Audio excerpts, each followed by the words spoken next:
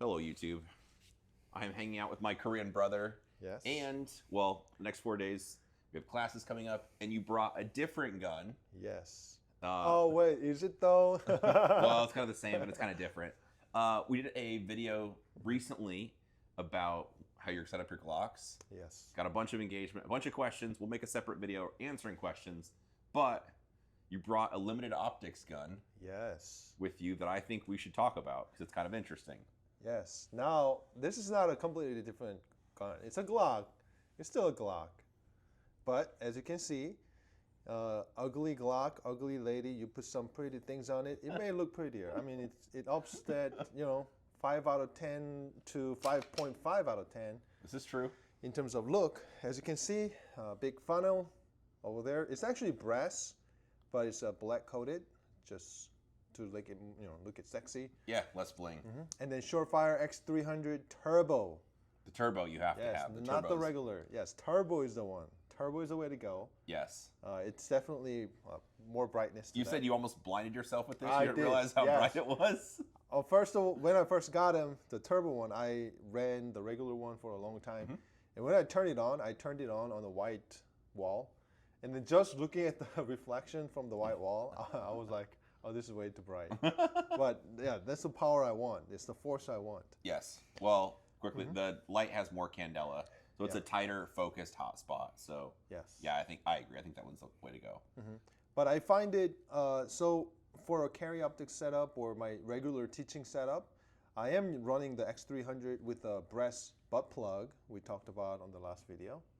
Yes. Yes, the metal one. But I do like the magwell better.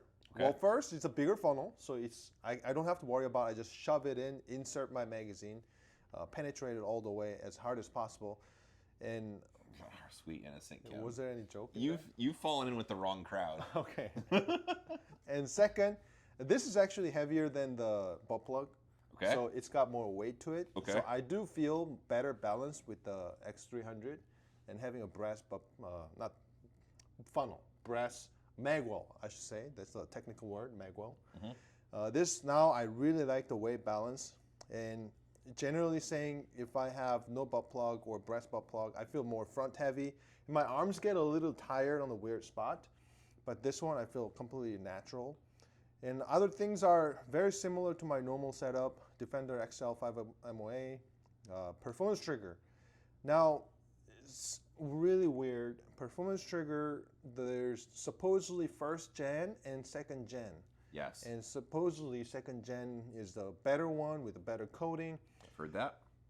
But this gun, by the way, is set up only a few weeks ago. A brand new gun. This is a 47. 47, Glock Okay. 47. Brand new gun, brand new trigger also. And when I put this trigger, like the most recently bought, it felt better than Gen 2 somehow. I don't know why this Glock is so inconsistently consistent or consistently inconsistent. Yes. Yes. Yes. But I do feel this one breaks a little bit better, but the reset is also slightly stronger. I don't know why. Maybe the spring rate changed. I don't know. Well, Something might. I've heard stories. I've talked to Bob Vogel a little bit. Very famous, for people not familiar, a very famous and very successful Glock shooter. And he was saying when he'd get a gun, he'd have like a stack of connectors, like a little bin, Yeah. and he would just put in different connectors to like get the trigger the way he wants it to. Right. I've heard of more than one person doing that because from like connector to connector and different trigger shoot, like all the little variables, it just, Glocks are inconsistent the way they always feel Yes. different. So it might be the same performance trigger as Gen 2, but just maybe feel better on this one. It's a possibility. Yeah. And also the beaver tail cutout. That's one thing I do for all the guns, right? Yeah, this is a pretty good setup. Dude, let's talk about. Well, for people that are not familiar, haven't watched your 47 video, they should. But if they haven't, would you just explain the beaver tail, what this is, and why you Yes. did it? So if you look at the beaver tail on it, the purpose of by the way, this is a medium backstrap cut halfway, just with scissors. Don't try to use a chainsaw or anything. It's much easier if you just cut it with the scissors. Don't need a chainsaw. Okay. There's two functionality for me. Number one, it prevents the Glock bite, the web, right? The Yes, famous the bite. cuts, right on the top of the webbing. So of if your you hand. shoot a Glock, you already know what I mean. But cutting the halfway, it really helps me to get the Glock grip angle a little flatter. So if I have this half cut out and I go to CZ Shadow 2, it feels about the same. The red dot is sitting about the same place. So it really makes the grip angle a little neutral. When I used to shoot without the grip angle, I used to have some tendonitis going on with the grip angle being a little too far forward. Okay. And that also helps me eliminate those tendonitis issue. Okay. It points better, more neutral. It's like most other guns, not a Glock grip angle, not anymore like that, yeah. All right, more questions. Why don't you have skateboard tape or silicone carbide or anything on that? Is there a reason for that? Yes, because my grip is perfect. I don't need friction. Oh, dang. All right, we need to do a grip video next. Yes, that'd be a good one. I mean, I live in Washington State where it rains all the time. So I practice a lot in rain or snow.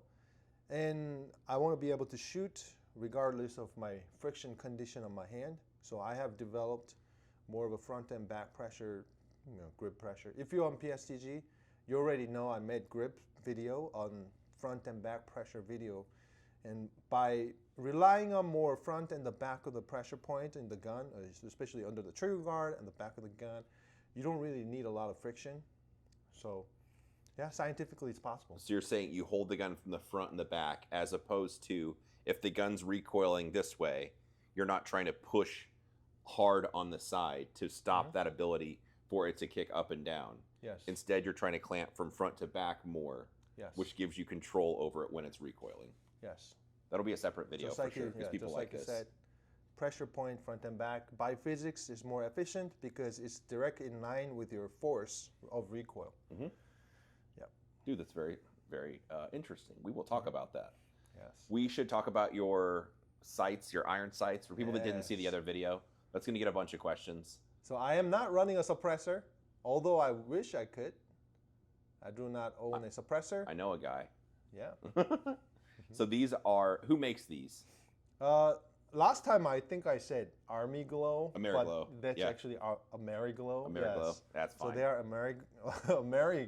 Ameriglow. Yeah, like American. American. Yeah, Hashtag Ameriglow. America. Yes, the Ameriglow. This is like a 6X large one. The Defender XL has a very tall base. So if I run like a regular co-witness red dot one, it may actually not be tall enough. That's one thing. Okay. But functionally, I'm not really using the iron sights. Number one reason is I want to have a front sight, so it's like a lollipop effect. If a red dot is directly above the front sight, consistent spot, there will be no parallax. That's how I zero. When I zero my red dot is on the center.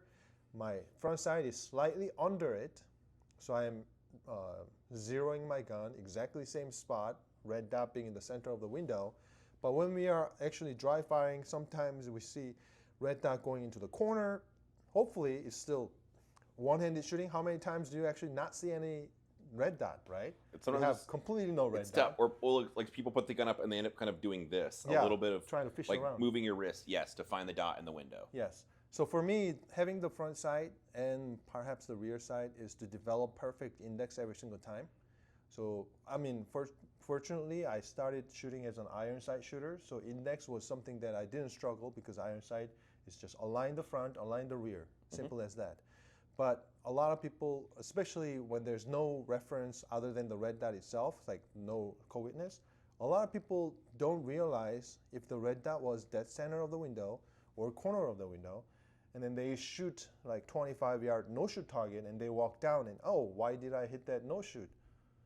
My trigger control was perfect. If that's the case, your vision focus was great, trigger control was perfect, then the next thing you have to realize is index. It's possibly red dot wasn't exactly where you zeroed your gun. So off-centered, corners, things like that. Good training tool. Well, I'll talk about parallax for dummies. It would be if you set your pistol down in a vise and the dot's in the center of the target, but if you move your head around left or right while the gun's not moving, it's in the vise, the dot may, depending on the model, walk around on the target a little bit. Yes, that's a good way to test. I remember a lot of the PRS shooters actually test their scope by moving their head around. That's what I do. Either like you could either shake or just nod your head. So if you're behind a higher power magnification scope and the gun's sitting in a bag where it's not moving, if you just nod your head or shake your head, like what you're saying, if the crosshairs appear to move, you have a parallax issue. And if you have an adjustable parallax, then you should adjust it on your scope to get rid of that. But with the red dot, we don't have the option to turn a dial to adjust your parallax. Exactly. So you have to develop where exactly you're going to bring your gun to your eye line, how well you're going to grip, where the muzzle is pointed. Those are the determining factor if the dot is going to be creating parallax or not. What distance do you think parallax actually matters on red dots? If you're specifically competition shooters, USPSA shooter, especially international one, where they have 25 yard, a third exposure target, that is where exactly it matters. Because that's where I actually realized when I was prepping for USPSA matches, and those international matches are known to have 25 yard target at about no shoot, only top A zone, like only like 4 inches, 5 inches available maybe. And in that case, if you aim at the dead center, you have like 2 to 3 inch around that circle, right? Spot, this is where you want to shoot. Mechanically, you're going to shoot around that spot. And you pretty much have 2 to 3 inch group or 2 to 3 inch margin.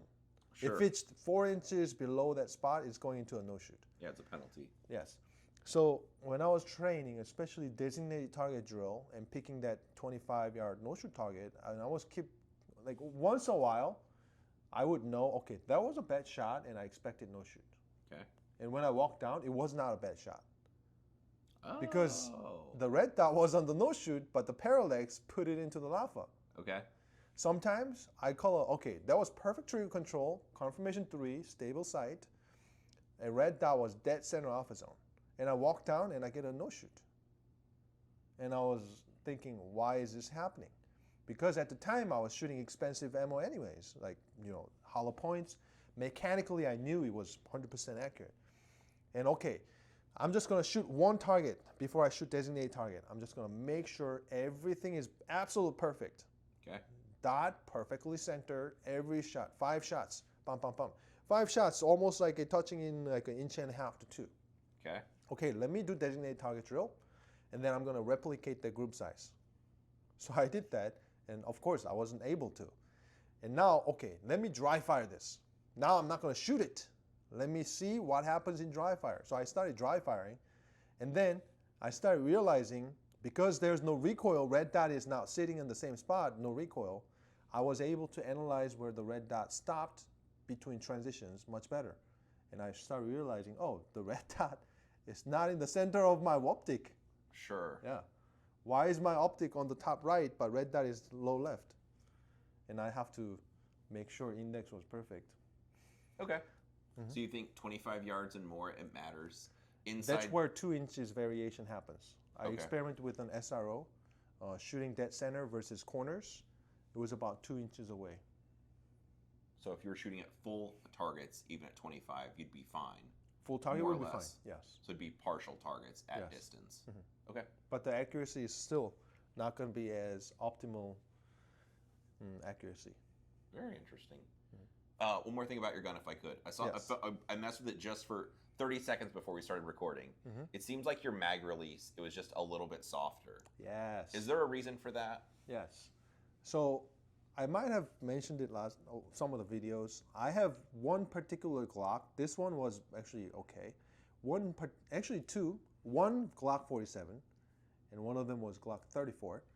So total of 2. I have more than a dozen Glocks. So out of 2 of them, had really, really deep release. I had to push the button all the way deep to get the magazine out. Okay. So for that, at first, I experimented with the extended button, which is much better. And then also, I experimented with a weaker spring too. Okay. Magazine spring. So when I tried both worked. Separate like factory one with the weaker spring. But I was like, why not just combine both? Okay. And I combined both. It's much easier. So whose button is this? It's a Rock Your Glock. Rock Your Glock. Okay. They make it. This button, I actually tried probably 5 different buttons, extended version specifically, and then I put it on the table, and I push down on it.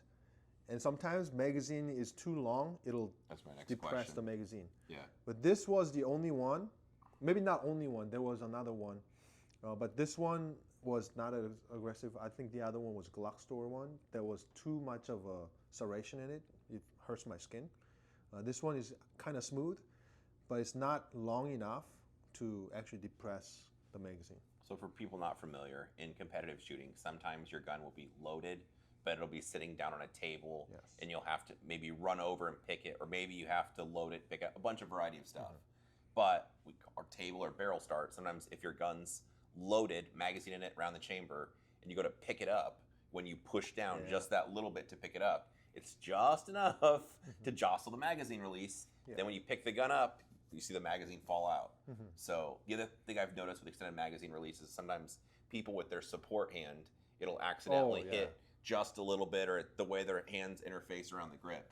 So I'm always very leery of extended magazine releases, just because sometimes it seems like they get engaged when people don't want them to. Yeah, this one definitely is not as pronounced extended. I noticed that. It almost looks like the factory button. Yeah. It's just got a small extra inch, not a. It's the same thing, but extra inch matters. So. Okay. Yeah. What about recoil springs, striker springs? Is any of Factory, that stuff changed? factory. Okay. Every single spring in it is factory. Why do you not do a lighter recoil spring? Have you tried lighter recoil springs? 'Cause the internet says you need those. Do you have a preference? Factory spring to me is light. Okay. Yeah. Glock factory recoil spring to me is light. I'm coming from Walther shooting for many years. Shooting Walther factory spring, Glock spring is so light to me. This is very true. Yes. So my grip is tuned, shooting a very heavy recoil spring. I mean, what's the downside of heavy recoil spring is when the slide shuts back forward, there's a lot of shutting force. So the muzzle can wobble around or dip down a little bit. So that's another actually good thing that I had in my shooting career. I had to apply a lot of pressure under the trigger guard. So when the trigger guard is pivoting or during the cycle, your support hand supposed to hold that trigger guard in place or support that, so when the slide comes forward, your muzzle is not wobbling like crazy. So that actually helped me to develop a better grip pressure, so I can shoot any recoil spring poundage, light one, heavy one. Well, and the one thing I like about using factory one is sometimes when the guns get a little bit dirty or use them more, they'll kind of like pop just out of, if you chamber check, or even if you pump the gun really hard when you're running. Oh, it clicks back. Correct. Sometimes it'll click, or it'll be just a tick out of battery, and then that'll be enough where it'll, like, the gun won't be ready to fire, which is obviously a problem. Yes. I'm curious, what made you, we'll tell a brief story. When they changed the rules in USPSA and they allowed flashlights, all of a sudden it was the rage. Everyone thought it was going to add, it was the thing you had to do. What made you decide that you do want it? Is it just because of like the balance from front to back? Do you notice a difference for the way it tames recoil? What do you think? That's a good question. So at first when I switched over to Glock 47, I liked the factory, no accessory. I liked it the best. Okay. Very light gun. It's not stressing any body part. Very easy to move around. Balance is pretty good. But last year I decided to match my gear to whatever agencies I'm teaching. So a lot of the law enforcement agencies use flashlights. So that's why I put the flashlight in the first place. And then I feel like, okay, now this is way too forward heavy. So that's when I started experimenting with the breast butt plug and the breast funnel. And now I feel like it's a magic balance. So if I continue to teach with that flashlight, I was like, okay, let me just tweak it a little bit so it's more friendly to competition, which now magwell helps a lot. And the weight balance stresses less on my arm. Yeah. Dude, very cool. And I do feel it's flatter than not having the flashlight and the magwell. Okay. Yes. When I have flashlight but no breast magwell, I feel more floppy in the front because it's really front heavy.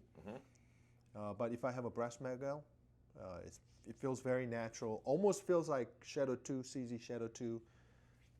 I can compare it with that. Okay. You're running the Vortex Defender XL. Also, Yes. I noticed, is this the Vortex plate? Also, Yes. or is it somebody? In Okay. fact, yeah, the provided one. How do you feel about the 5 MOA? The dot. Last match I shot Area 1. I actually shot Shadow 2. That one, first stage, I bumped it too much. There was a 20 or 25 yard tuxedo, and I was shooting at it, and the dot was big enough to touch the brown and the blacks. So I wasn't 100% sure where exactly it was going. So the next stage, I actually dimmed it down to make it look more like a 3 to 4 MOA. Okay. And I had no problem. After that, no makeup shots on tuxedo anymore. Far shots, all good hits. Yeah. What he's saying is sometimes when you adjust the brightness of your dot, it'll change the size. Yeah, So when it you can turn almost look like 7, 8 MOA. Sometimes when you crank it all the way up, it's like the thing takes up the whole window. When it's starbursting, it just gets to be so much that's it's tough to even see through it. Well, that makes sense. Dude, this is very cool. And honestly, well, I've got a Glock 17 at home, and I already did your little beaver tail trick to it, and it does make the Glock feel more like conventional pistols, I guess, or less like the special Glock grip angle. So I like that.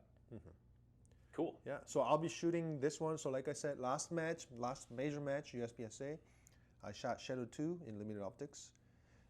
Next match, Oregon State match, or whatever it's called in Oregon. Major match also. I'm going to shoot that with a Glock.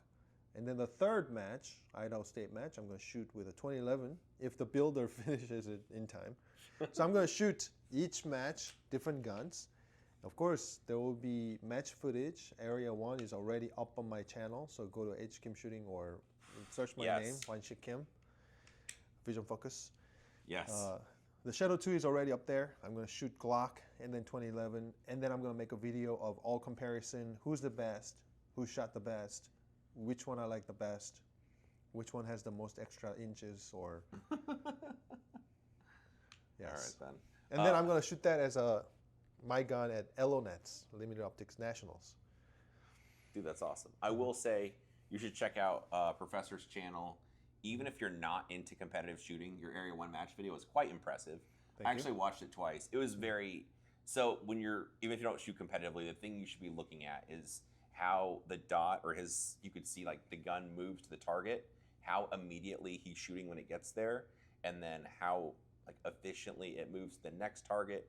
Is he shooting there? Especially at steel targets, you'll notice the gun just tracks straight there. As soon as it gets there, you see the gun fire.